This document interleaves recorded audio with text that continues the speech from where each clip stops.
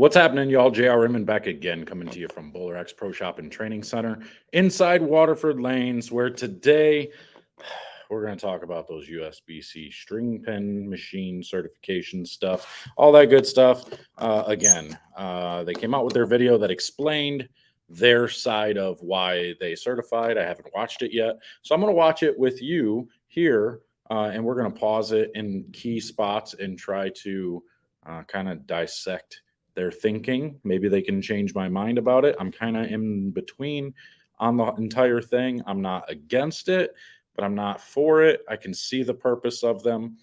It's going to take some work to convince me, but we're going to check all that out here in a minute. Stay tuned.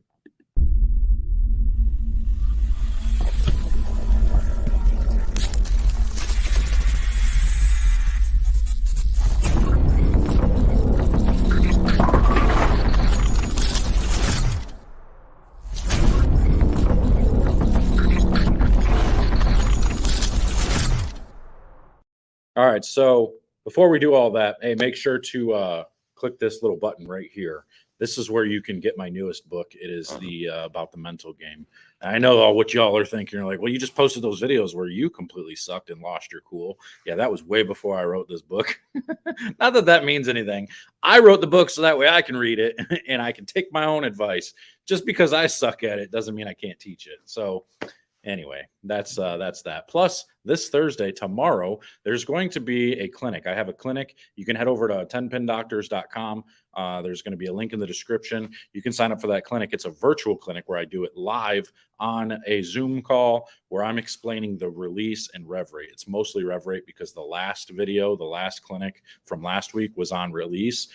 So we're going to talk about creating rev rate and all the things that need to be done, examples, showing you all and breaking it all down, giving you some tools to use, some different types of tips, different types of training exercises you can do to increase your rev rate and stuff like that. So be on the lookout for that. That's coming out tomorrow. Sign up for that. It's only $25. And if you're a member of 10pindoctors.com, you get a discount on that as well. So make sure to go sign up for that. But all right, here we go. We're going to take a look at this video and see what they have to say. I'm not really sure what to expect here, except they're going to try and tell me that it's a great idea. So I don't know. Let's see. Let me share my screen here so you can see what we got going on. All right, I'm sharing now. Let me make sure we're on the right page. There we go. So we're good to go. Okay, now let's watch this and see what they say. For the past 2 years, the USBC equipment specification staff conducted research into the use of string pin setters and how they affect the sport of bowling. At the end of 2021, initial findings, along with a list of preliminary specifications for the string pin setter manufacturers to target, were recommended by USBC, with the goal of better aligning string pin setters with freefall pin setters. This year, USBC conducted additional research on the redesigned string pin setters, putting them through extensive testing to evaluate the strike pocket, as well as their tendency to allow pins to rebound from the pit to convert challenging spares. All right, so see right there, that's what people are concerned with, is weird stuff like that happening. And I mean, they've shared some different ones where, you know, you watch them leave a flat 10 and the pin just lays there, but then if it rotates just right, that string catches the other string and it pulls the 10 pin down with it. Like I just shared a video on my Facebook page that showed that. Maybe they corrected that by their lengthening or shortening or whatever it is they're doing with the strings. I'm not sure. I'm sure we're going to find out here in a minute though. Yeah, so after the initial testing, we just saw a lot of differences in the machines as far as, you know, string lengths, design of the pits, and ultimately what it led to is the machines performing quite differently from one another.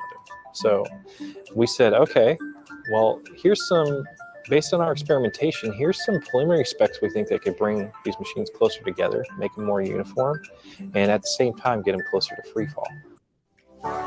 Oh, stupid ads.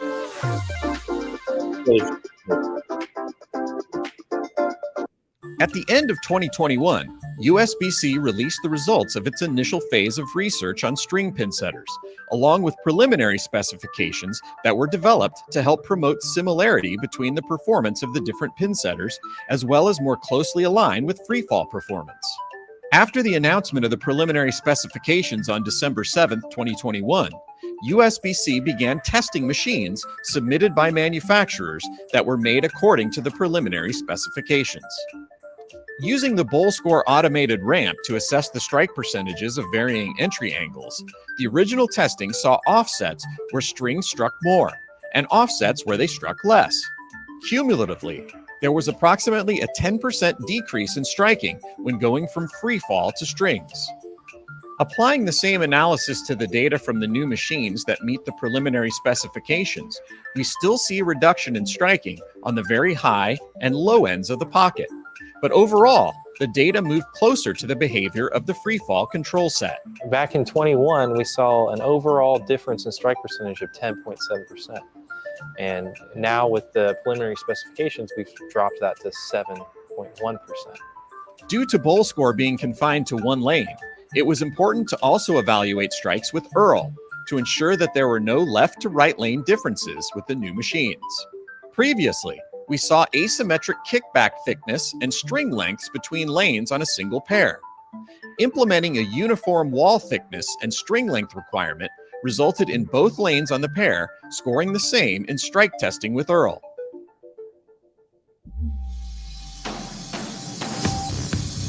So my concern with this entire thing is mostly just about the integrity. It's just, I'm not like such a traditionalist where I'm like, no, the game's where it's at needs to stay how it is. I'm all for adapting. I think the game does need to be adapted.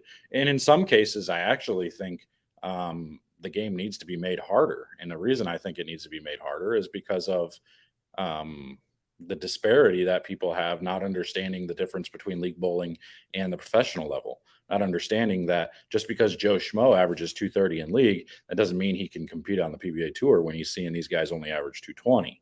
You know, they just, a lot of people, that's a lack of education. But I think if the playing fields were closer, we'd be in good shape. But again, you can't really make the playing fields closer because we've already got basically, you know, less than, a third of the leagues bowling from what they did back in the day.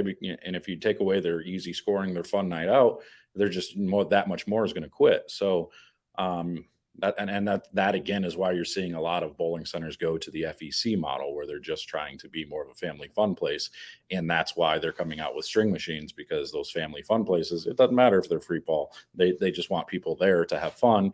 And if those machines are easier to maintain and cheaper, and you don't have to hire a mechanic, then the bowling center saves money in the long run.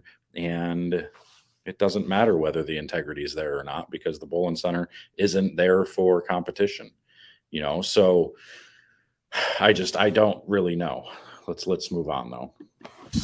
In the first phase of testing, corner pins that did not have enough string length tended to bounce out of the pit more than normal. A combination of preliminary specifications on the string length, pin curtain, and ball cushion distances was designed to eliminate this phenomenon, and this was mostly accomplished. The observations that pins can still rebound quite often when the preliminary specifications were met confirmed there will need to be a test of pin rebounds at the approval state of these products to ensure their pin curtains are adequate. During the first phase of tests, it was discovered that drilling holes in the pins to accommodate a string were causing the pin's radius of gyration, or RG, to go out of specification. To combat this, the manufacturers designed inserts that either attach to the pin or the string to add mass back to the pin near the location of the drilled holes. Pins were tested with and without the pin inserts to evaluate their effectiveness in altering pin performance. The results showed that the pin inserts resulted in little to no change in the pin performance. Additionally, some of the metal inserts wore down on the strings to the point that the strings broke during testing. Ultimately, we found that the inserts, bringing them back into specification, there was no really value added in the performance of the pin by mandating those inserts. So ultimately, we fell on the option of limiting the holes that can be drilled to a reasonable size that's already being used, but not mandating an unnecessary insert. Events are back. So I see how they're saying the length of the strings can help, because now you're getting more like free fall in it. My concern is, like with that wrap 10, with the length of the string, if that pin wraps around that 10 pin and finds its way all the way back over towards the 7 pin, It's I don't think the string's long enough to not pull down the 10 pin, is it? Like, that's my concern. I just, or if you're shooting at a 710 and you know how many times we've, you know, hit the 7 or hit the 10 pin and then it bounces out into the channel of the 7 pin. Does that pull on the string? Does it hit the string of the 7 pin? Maybe not. I don't know. But those are kind of the small concerns there. Those are probably really rare instances, but still a concern nonetheless. You guys, events are back. Yeah. They're booking speakers like you. They're paying them $5,000. I don't know how you guys don't watch my video. During the initial phase of testing, tangles in the pin strings sometimes caused a stop and play. Yeah, with no frame of reference, these occurrences seem to be happening at a tolerable rate and were not tracked. After the machines were modified to meet the preliminary specifications, the tangle rate seemed much higher than in previous testing, and so were tracked for each machine type. At first glance, the tangle rates of 1% may not appear relevant, but when viewed as 100 shots per tangle, it becomes meaningful.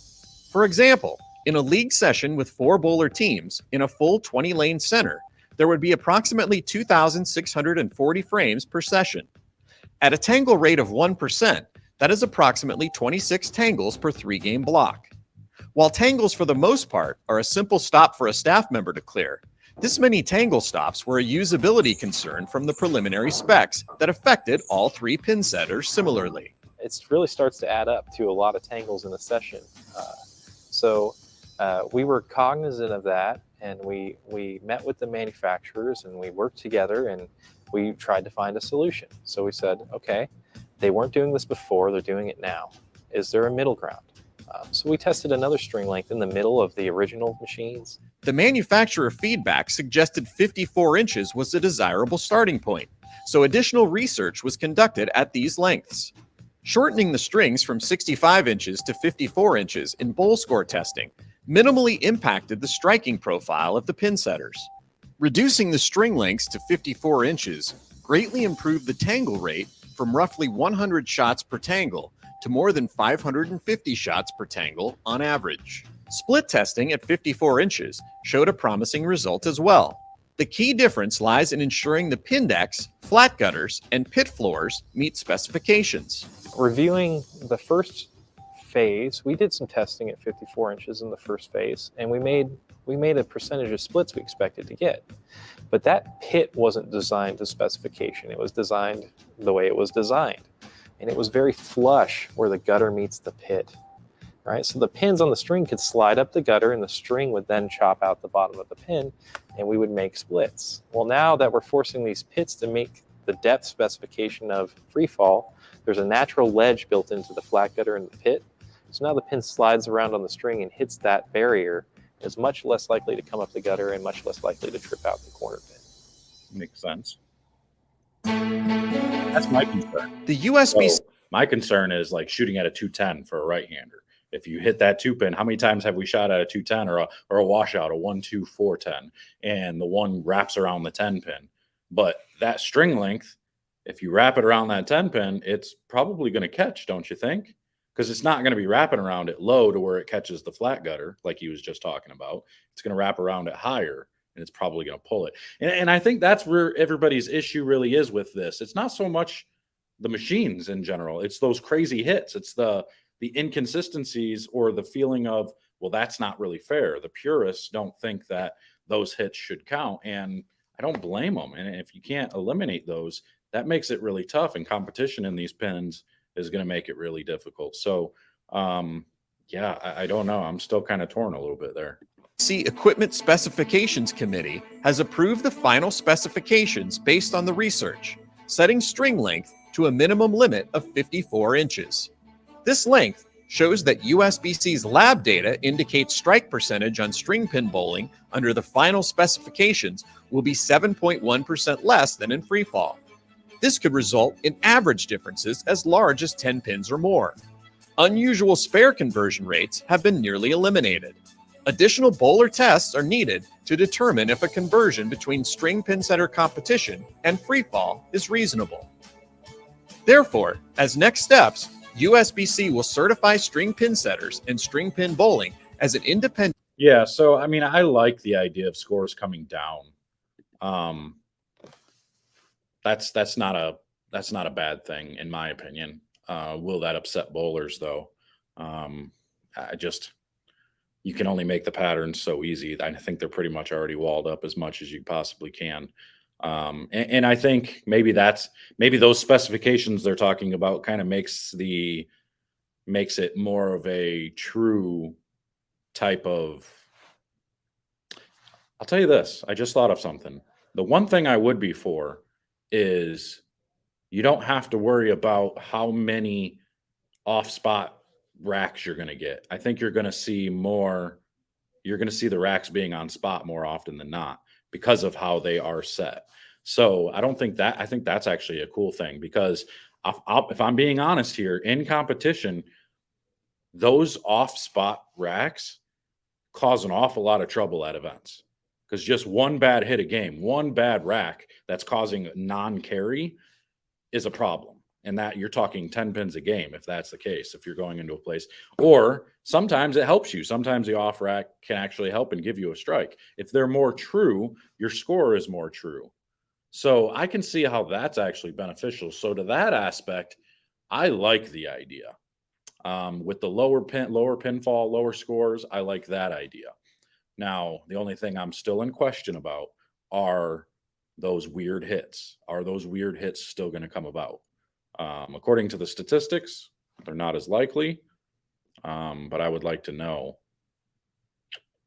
what the true numbers are. I would like to test it myself. I can tell you if they're that much cheaper and easier to maintain, when I open my training center, which will be hopefully soon within the next couple of years, I'll probably be putting string pins in because any of y'all know the A2s and the AMF machine, any of these free fall machines, they're a pain in the butt to get worked on and they're expensive to get worked on. And a lot of them, sometimes finding parts is very difficult. I guess I could just buy new GSXs, but if they're that much more expensive than these string pin machines, I don't really care about the tradition of the pinfall when I'm at a training center because we're training on your physical game, ball motion, entry angle, stuff like that. Sure, we can pick apart some of the carry stuff. Oh, I got lucky there. Who cares? It's not in competition. We just need to be able to see the pins fall. We need to be able to see how the ball's going through the pins and all that stuff. So I don't know, guys. Tell me what you think. I know I already did a video on this, but this is their response. This is their reaction. So let me know what you think. I'm getting out of here. We'll see you guys later.